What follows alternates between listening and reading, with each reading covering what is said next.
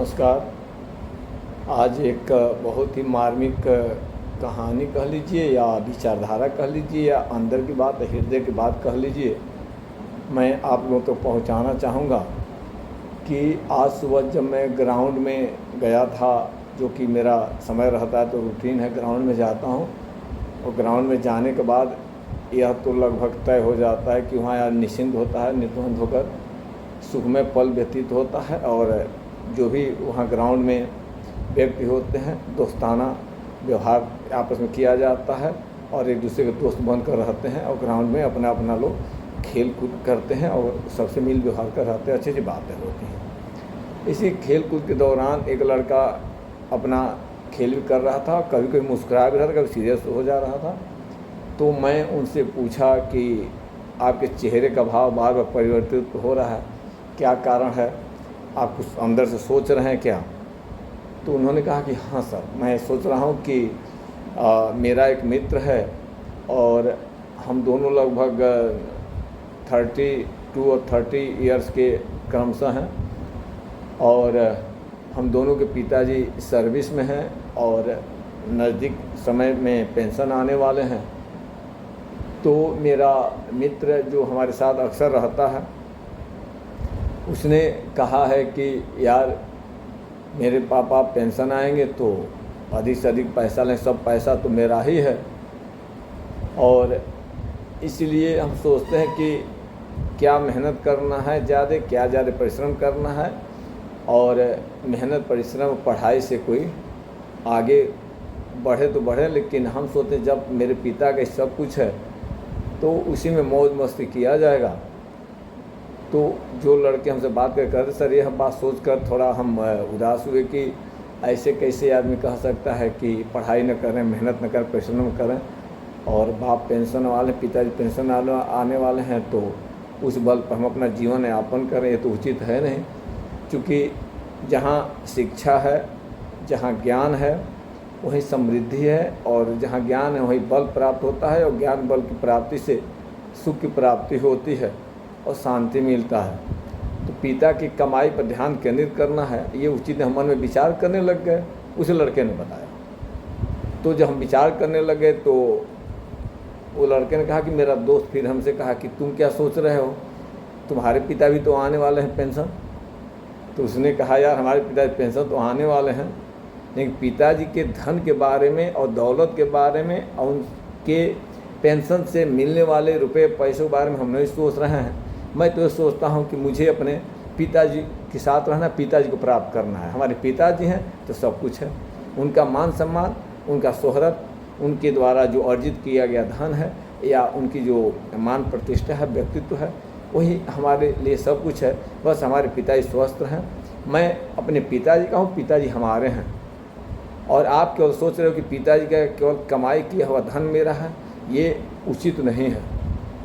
तो लड़का कहा कि सर, वो लड़का कुछ दिन मनन किया और कहा, कुछ देर तो मनन किया और कहा कि क्या हम गलत सोच रहे थे क्या?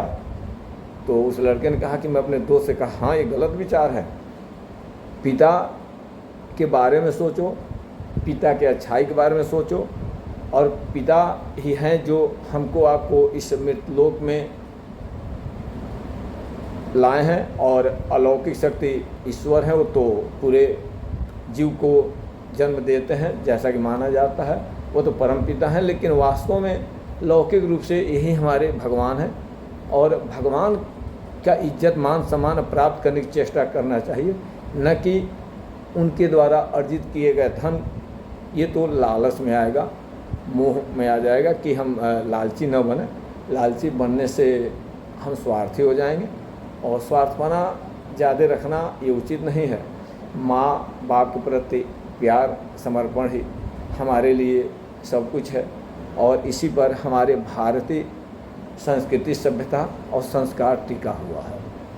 तो उस लड़के ने कहा, अपने दोस्त से हमने कहा कि हम आप संस्कारी हैं, भारतीय संस्कृति सभ्यता को मानने वाले हैं, तो हमारा कोशिश यही रह गया कि अपने पिता के बारे में सोचें, न कि उनके द्वारा अर्जित किए गए धन के बारे में सोचें।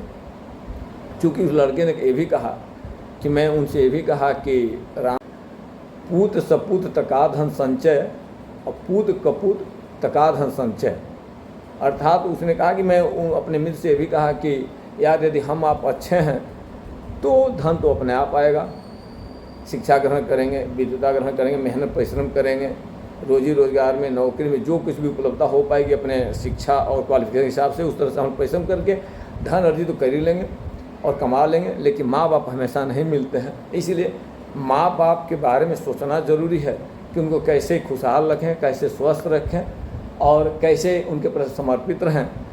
और जब भी हम माँ बाप के सामने जाएं तो माँ बाप को वह उस प्यार की अनुभूति होनी चाहिए जिस प्यार की अपेक्षा माँ बाप करते हैं। और जब हम माँ बाप के पास बैठकर उनकी डीपली बातों को सुनते हैं और उनके द्वारा बुजुर्गी में कही गई बात को जब सुनते हैं, ध्यानपूर्वक सुनते हैं, गौर से सुनते हैं, तो उनको सुकून महसूस होता है और वह अपनी बात हमसे आपसे कहने में सक्षम होते हैं और कहीं भी संकोच नहीं करते हैं।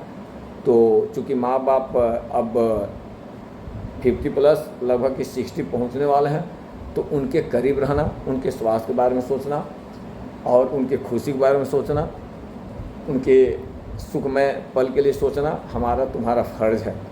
उस लड़के की बात हमको बहुत अच्छी लगी। लड़के वो उस बच्चे ने कहा कि हम उस बिंत का भी नाम नहीं बताना चाहते हैं और सर आप भी हम लोगों का नाम नहीं बताएंगे क्योंकि ये ऐसी कोई बड़ी बात भी है नहीं। वो भी लड़का कहा यार सही कह रहे हो, थोड़ा हम दिग्भ्रमित हो रहे थे।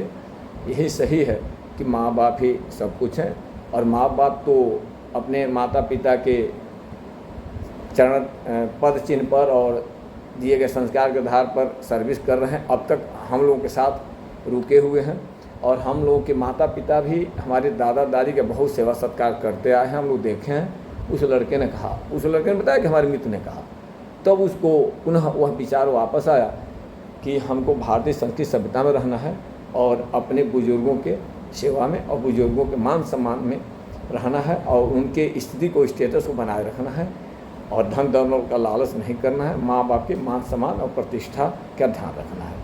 तो आप लोगों से यही आग्रह है कि आधुनिक युग में बुजुर्गों का ख्याल रखने की प्रवृत्ति धीरे धीरे कम हो रही है। आप बहुत बहुत उनका ख्याल रखिए, उनका आशीर्वाद मिलेगा, उनका आशीष मिलेगा और उससे बहुत बरकत होगी, बहुत लाभ मिलेगा, घर में सुख शांति रहेगी और उसमें बहुत शक्ति होती है आशीर्वाद में, दुआ में। तो एक बार फिर आप लोगों से आग्रह करूँगा कि घर में बड़े बुजुर्गों का मान सम्मान करें, आदर करें और अपने अंदर सकारात्मकता लाएं, संस्कार लाएं, अनुशासित रहें, अपने विचार को कभी भी दूषित न होने दें। जय बजरंगबली। भारत माता की जय।